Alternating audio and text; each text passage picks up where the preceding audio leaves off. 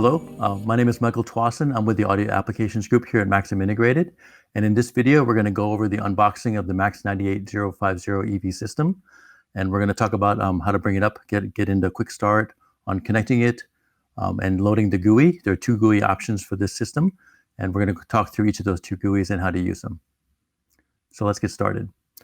When you first get the kit, you get the box like this. You open the box, you see inside here, you have 4 main boards and a USB cable. So you have the MAX98050 development board. You actually have 2 of these, and these 2 are identical. They're just set to different I2C addresses. You have the audio interface board, which basically converts USB to I2C and I2S. And you have a dual EV kit adapter. And you also have a USB cable. So with all this hardware, you have the ability to connect it either as a mono configuration or stereo configuration. So mono is typically how you'd use it for if you want to do bench evaluation electrically using an audio precision or something similar. And for stereo evaluation is where you want to do, maybe if you have your filters designed already and you want to connect it to a form factor headset and you want to evaluate acoustically, you can do hardware evaluation using a GUI as well.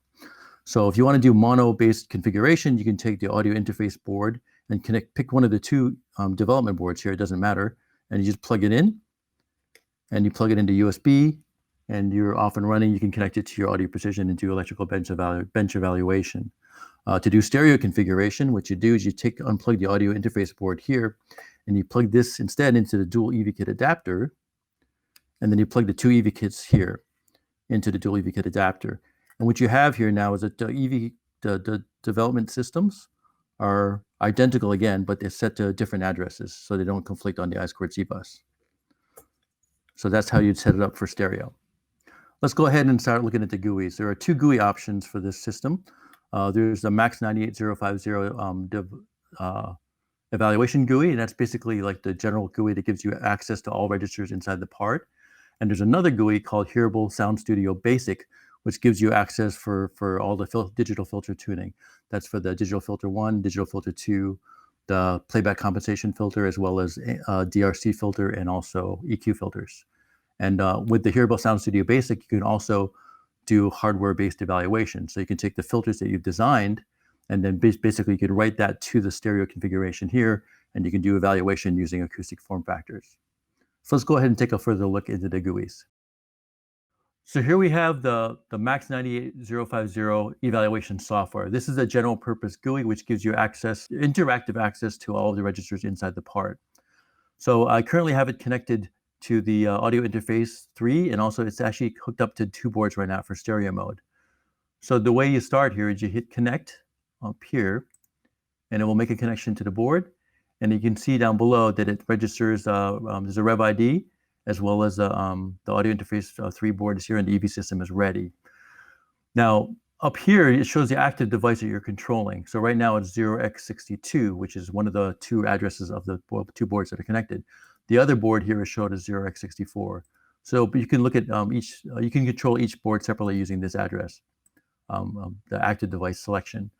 So the first step would probably be to do a read all, just to make sure you can read from the parts themselves, and you can get an updated status from what all the registers are from default power on. Let's do that here.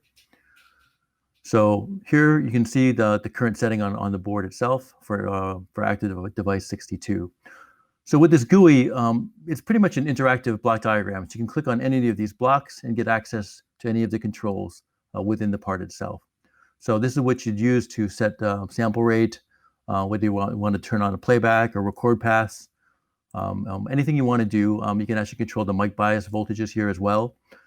So this gives you full access, pretty much kitchen sink access to the part itself, so you can do your bench evaluation. So typically this GUI is run with a single mono board, but it also works with stereo as well. So you can see here the 2 boards connected. So there's also the control register tabs here, which shows you a full diagram of all the registers and all the bits associated with each of the registers. All these registers are explained in detail in the 98050 datasheet. So that covers the MAX98050 evaluation software. That's again the basic GUI that allows you to interact and control all the registers in the part. If you want to do the tuning for the filters, you use Hearable Sound Studio Basic. So let's go ahead and open that now. So here's the home screen for Hearable Sound Studio Basic. Let's close the other window first here. So this is a pretty simple diagram. It shows we have 3 buttons on the left and 1 button on the right here. This gives you, the ones on the left here give you control to basically tune the digital filters. This is digital filter 1, digital filter 2, and the playback compensation filter as well. And this also gives you access to the digital filter dynamic range compressor, the DRCs, and also to the EQ. This button on the right is once you've finished, you have filters designed and ready to go, you can plug in your hardware and basically write them directly to the hardware, write the filters to the hardware itself and do evaluation using a form factor with the filters loaded. So for everything on the left here, you do not need hardware connected at all. As a matter of fact, we can unplug the board right now. So what you can do here is that you start by clicking on the digital filters.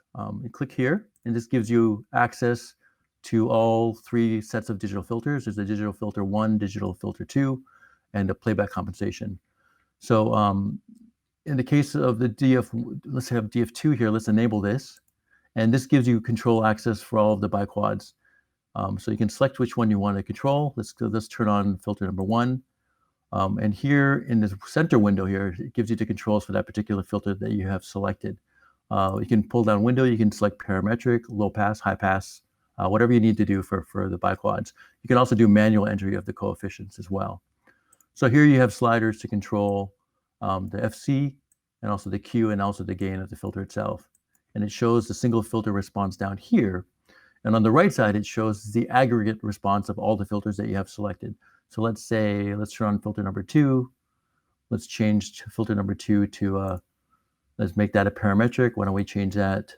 Let's go ahead and slide that around a bit. So now you have 2 filters here. And as you can see, the individual filter number 2 is shown here. And the total combined response for magnitude and phase is shown on the right. Now you also have the option of actually drag and drop on the filter controls here. So you can actually take the filter number 1 icon and you can move that around. And then you can also edit the filters easily that way too. And you can hit control and the mouse scroll wheel to adjust the Q of the filters as well. That's another way to do it. So this is the same interface for digital filter 1, digital filter 2, and also the playback compensation filters. So it's a very similar interface. So this gives you access to all the tuning. Once you have all of your filters configured and tuned, you can go to File and you can save the filter settings here. So you can save as many different profiles as you want, and it just saves them basically as the registers specifically associated to those digital filters. So once you're done with the digital filters, you can close this and go back to the main home screen. And then you can go ahead and tune the DRC and the EQ filters as well. Let's open up DRC. Now there's a dynamic range compressor for the digital filter 1 and digital filter 2 paths. You can enable it here, and you can adjust it with standard DRC controls. And then you can get access there. You can enable or disable each of the individual DRCs. And once you have those set and designed, you can go to here and you can save the different profiles as well. And you can save multiple DRC profiles. And again, that saves the registers files, the register settings specifically to the DRCs. The third control for the filter is the EQ button here. So you click on this, and this gives you access to the playback filters, the biquads for the headphone response. So you enable that. And again, this is the same familiar interface where you can turn on a filter, you select what type you want, pull down, say you want to do a low pass filter here. And you can use the sliders here, or you can also just grab the icons and move it around graphically as well. So, and you have up to 5 different filters to tune and play around with here. And once you have your filters set, you can, also down here, there's a target. You can actually load a target. Say you want to do a target that you're aiming for, you can load that, and that gives you a graphical guidance on what to tune for.